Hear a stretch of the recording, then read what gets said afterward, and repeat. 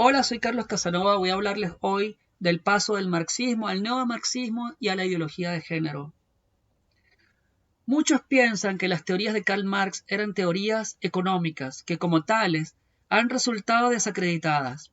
Hay quienes dicen que el hecho de que el marxismo haya triunfado en primer lugar en la Unión Soviética, que no era un país industrializado como Inglaterra o Francia o Alemania, es una señal más de su fracaso teórico. Pero se equivocan enteramente acerca de la naturaleza del marxismo. El marxismo es fundamentalmente una ideología revolucionaria. Su objetivo no es restablecer un sistema o un modelo, entre comillas, económico.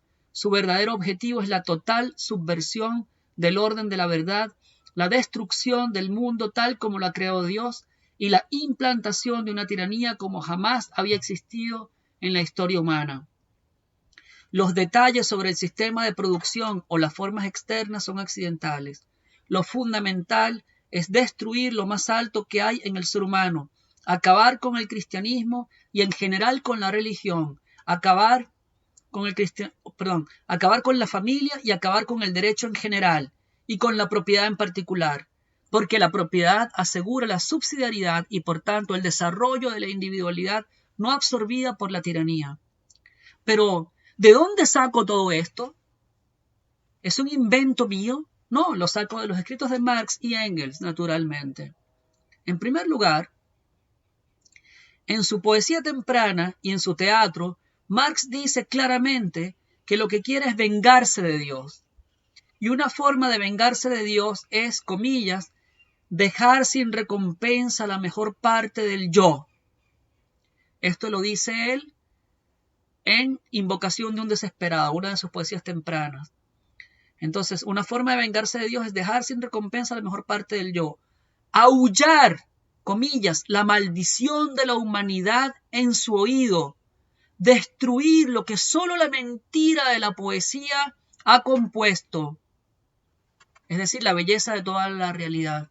Esto segundo lo dice en su única obra de teatro, que es inconclusa, que se llama Ulanem. Y lo dice el personaje principal de la obra, nada menos.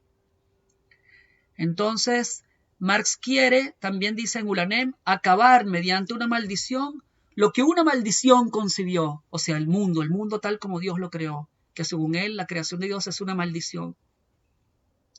En estos pasajes se ve la rabia revolucionaria, satánica de Marx, que ha sido también reflejada, por ejemplo, en este personaje, el Guasón, de Joker, que se ha hecho tan popular entre los revolucionarios chilenos y mundiales. En el Manifiesto Comunista de Engels y Marx se ve que la preocupación que después muestra Marx por la economía y la historia no es más que la herramienta para hacer efectivo su deseo de venganza.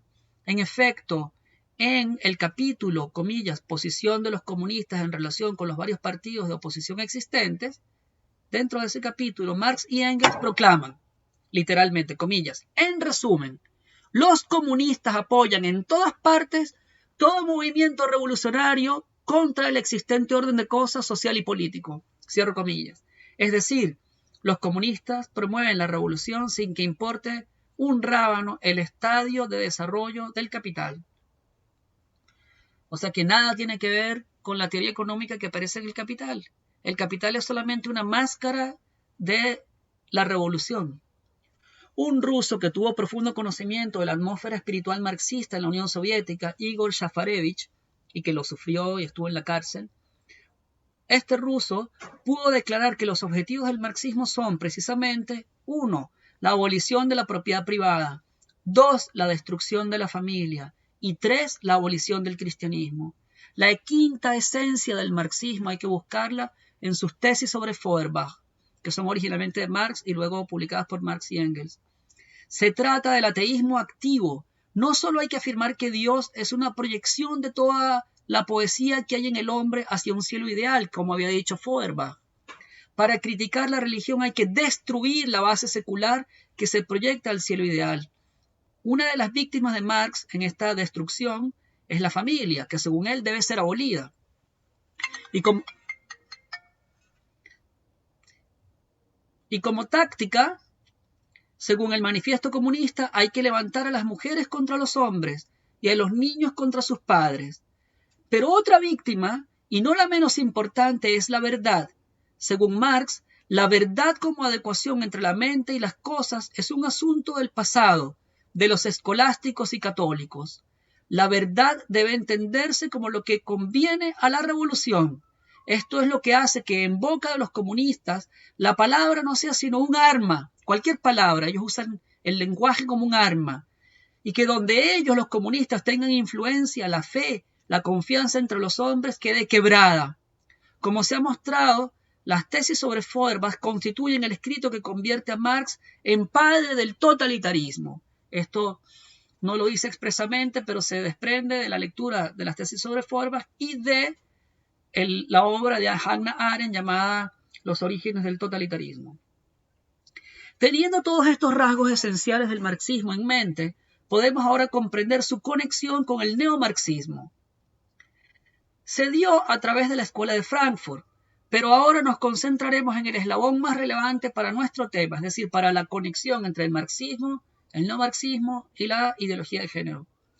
Precisamente en el año en que nacían los hermanos Reimer, 1965, los hermanos Reimer, que son las víctimas más indefensas y más dañadas por John Money, el intelectual que acuñó el término género, tal como se usa en la ideología de género. Entonces, precisamente en ese año, Herbert Marcuse publicaba por primera vez su ensayo Repressive Tolerance. En él nos decía que ya los proletarios no podían ser portadores de la revolución porque se encontraban bien en las repúblicas occidentales. Había que reconocer a un nuevo portador. En esto Marcuse seguía el precedente mencionado del Manifiesto Comunista.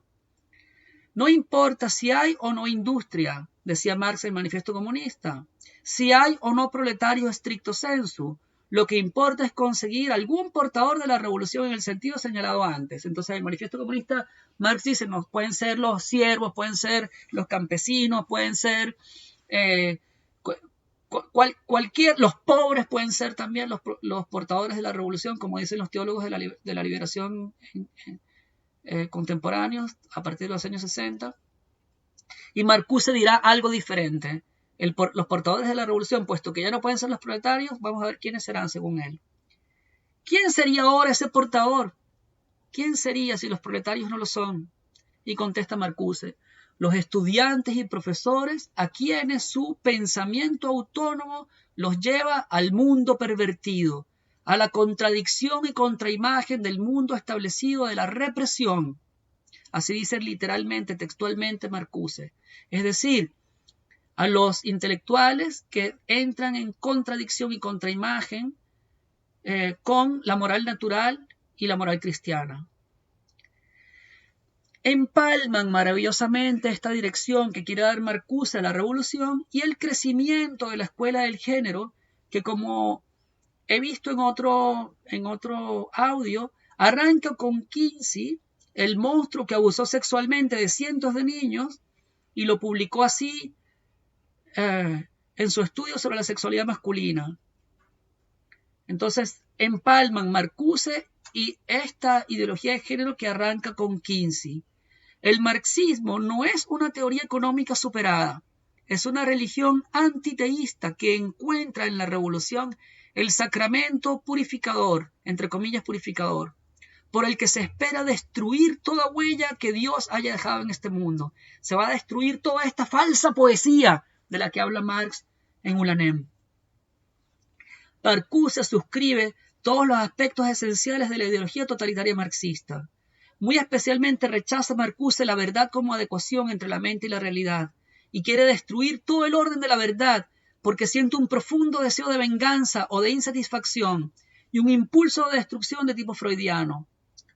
Abro comillas, es necesario romper el universo establecido de significado y la práctica encerrada en este universo. Hay que destruir todo el universo simbólico en que se estructuraba la República Occidental. Esta destrucción es, en primer lugar, la destrucción del cristianismo. Para conseguirla es necesario indoctrinar a las masas, así dice Marcuse, someterlas a una dictadura subversiva, eliminar la libertad académica y cegar las fuentes mismas en las que se transmite, es decir, hay que destruir la familia. Esto último se conseguirá cambiando enteramente el contenido de la palabra tolerancia y practicando la represión contra las doctrinas cristianas y contra la moral natural. Así lo dice Marcuse. Abro comillas, voy a hacer un collage de varios pasajes de la obra Repressive Tolerance, que voy a poner juntos acá. La mayoría ya no tiene razón para reclamar el título democrático de ser el mejor guardián del interés común. Y tal mayoría es casi lo opuesto de la voluntad general de Rousseau. Está compuesta de individuos que han identificado efectivamente sus intereses privados con las funciones públicas.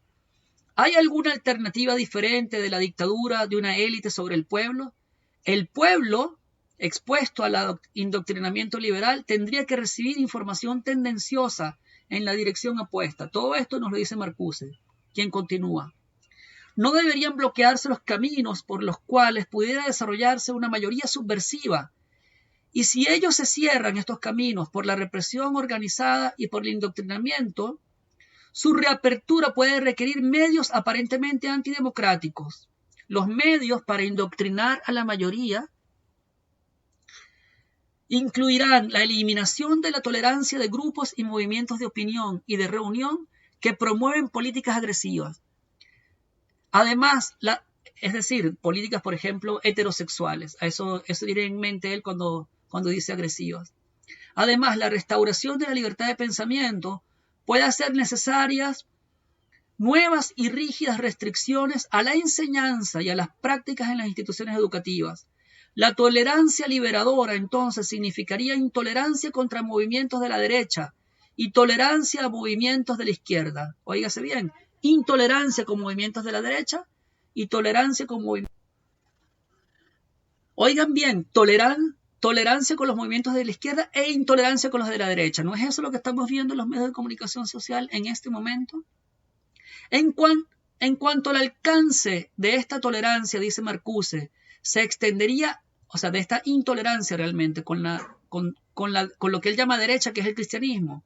En cuanto al alcance de esta intolerancia, se extendería a la etapa de la acción tanto como a la de la discusión y la propaganda. O sea, no solamente se condenarán acciones delictivas o violaciones de derechos, sino la discusión y la propaganda. Se extenderá la intolerancia a los hechos tanto como a las palabras. Las condiciones en las cuales la tolerancia puede llegar a ser liberadora y humanizadora tienen todavía que crearse, por tanto hay que establecer la intolerancia. Cuando la tolerancia sirve principalmente a la protección y preservación de la sociedad represiva, es decir, patriarcal, heterosexual, etc., entonces la tolerancia se ha pervertido, dice Marcuse. Y cuando esta perversión se inicia en la mente del individuo, en su conciencia, en sus necesidades, cuando los intereses heterónomos lo ocupan antes de que pueda experimentar su servidumbre, entonces los esfuerzos para contrarrestar su deshumanización deben comenzar en el lugar de entrada, allí donde la conciencia falsa toma forma, o más bien es sistemáticamente formada. Debe comenzar con la contención de las palabras e imágenes que alimentan esta conciencia. Así dice Marcuse. ¿Qué quiere decir esto último que ha dicho? Que la intolerancia debe penetrar en el seno de la familia. Tiene que empezar por la familia y el jardín de infancia.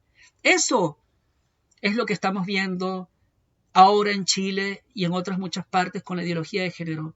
La ideología de género les ha dado a los neomarxistas la herramienta para el indoctrinamiento del pueblo, para usar la expresión de Judith Reisman, la mujer que denunció los crímenes de Kinsey. En su libro, que ella publicó con otro profesor israelí como ella, el título es algo así como Alfred Kinsey, el indoctrinamiento de un pueblo.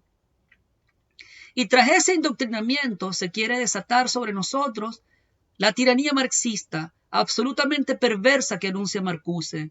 El instrumento jurídico por excelencia de tal tiranía no es otro que la proyectada Ley de Educación Sexual Integral, si es que se aprueba de una manera con un texto semejante al 12955-04.